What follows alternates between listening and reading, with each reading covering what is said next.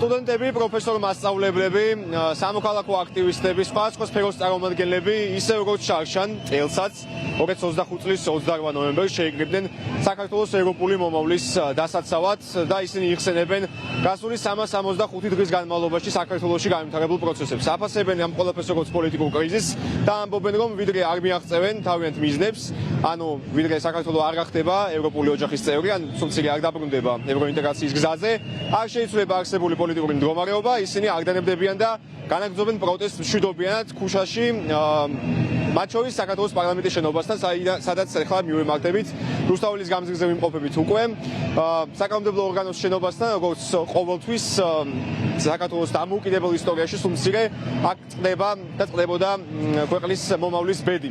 და ასე იყო შარშანაც 2024 წლის 28 ნოემბერს, როდესაც საპოლიციო ძალებმა მშვიდობიანი დემონსტრანტების წინააღმდეგ გამოიყენეს სპეციალური საშუალებები.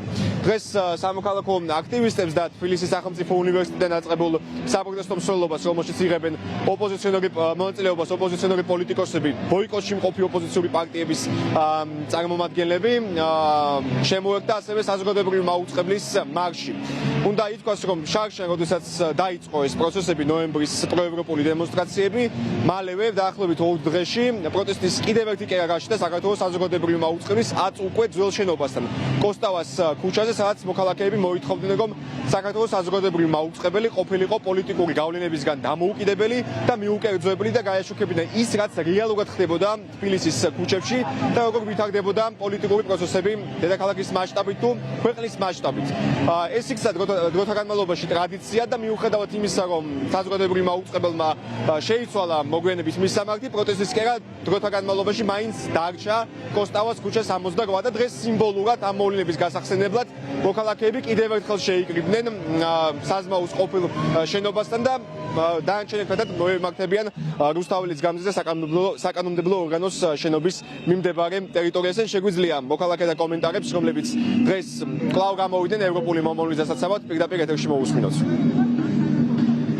ძალიან რთული წელიწადი გავიარეთ, მით უმეტეს იმ ადამიანებმა, რომლებიც რეჟიმს დაპირისპირებულები ვართ და ვართ ოპოზიციურად განწყობილები, ადამიანები, რომლებიც ბიძინა ივანიშვილის პირადი სამიზნეა, ნამდვილად ძალიან ბევრი პოლიტპატიმარი ყავს, ბევრი რეჟიმის ტყვე ყავს, მაგრამ არც ერთი ეს მსხვერპლი ამაოდ არ ჩაივლის. ამ ერთმა წელიწადმა ჩვენ გვაჩვენა, რომ ქართველ ადამიანში არ გაქრება ის რეალური დნმ, რაც მას უდევს რა, კოდივით არის რა, უდევს, რომ არ უნდა დანებდეს, არ უნდა შეეგოს, უნდა იყოს ბრძოლის უნარიანი, უნდა იბრძოლოს და იბრძოლოს იმ დიადი მიზნისთვის, რაც ეს ცივილიზაციური არჩევანი, მხოლოდ ჩვენი არჩევანი ხო არ არის, ეს იყო ილია ჭავჭავაძის არჩევანი, იყო გამსახურდიას, კოსტავას და იმ ადამიანების, რომლებიც რეალურად ეროვნულად აზროვნებდნენ. ასე რომ ამ გზაზე გადახვევის უფლებას ახლა ვიღაც ივანიშვილს ნამდვილად არ მიცვით.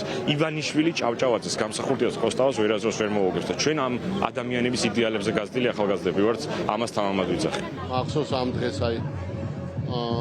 სტუდიაში ვიყავით სესიაზე და რაღაც უცებ ეს სიახლე ასე თუ ჭალებში, მაგრამ ჭალებში რომ გავიგეთ ეგრევე დავყარეთ ყველაფერი და გამოვედით და ესე დაგვხვდა ხალხი გამოსული, ანუ არავის ასად არ უთქვამს, რომ ხალხო გარეთ გამოდი. რა თქმა უნდა, იყო ესეთი პირველადი და ძალიან ბუნებრივი რეაქცია, რომ მთელი თაობების მთელი გზა უცებ ვიღაც ტიპი გამოვიდა და ჩარეც. რას აღარ ეძახიან ხალხს, რა ძითი არ ამკობენ და რა აღარ მოიგონეს, უკვე იქ მივედით, რომ ყველა ჩვენი მეგობარი ჩვენი მტერი გახდა. ჩვენი მტერი საერთოდ ხსენების გარეშეა, ანუ რუსებს არ ახსენებენ. მე ვფიქრობ, რომ ეს ის მომენტია, როდესაც ყველას ერთმანეთის იმედი გვაქვს. მათაც ვინც საკანში არიან და ისინი ვინც გარეთ ავარ. სხვათა შორის მე 1 წლის წინ ამ დღეს სახლიდან გამოვედი და არ ვაპირებდი ამას და გამოვედი სახლიდან და მე მივეკუთვნები იმ ადამიანებს, რომლებიც ამ 1 წლის განმავლობაში ყოველდღე რუსთაველს არ კეტავენ. მე ჩემი პრობლემები მაქვს და ვერ გამოვდივარ, მაგრამ ზუსტად ვიცი, რომ არის დღეები, როდესაც არ გამოსვლა უბრალოდ არ შეიძლება. ეს დღე არის დღეს და ასეთი დღეები იქნება. ნუ რავინ ითვლის თავებს ქუჩაში. თავები დაითვალონ სახლებში. იმიტომ რომ ის ხალხი, ვინ სახლებში ვართ, როცა ამის საჭიროება იქნება, გამოვალთ და სახლებში აღარ შევალთ და ეს დღე დადგება.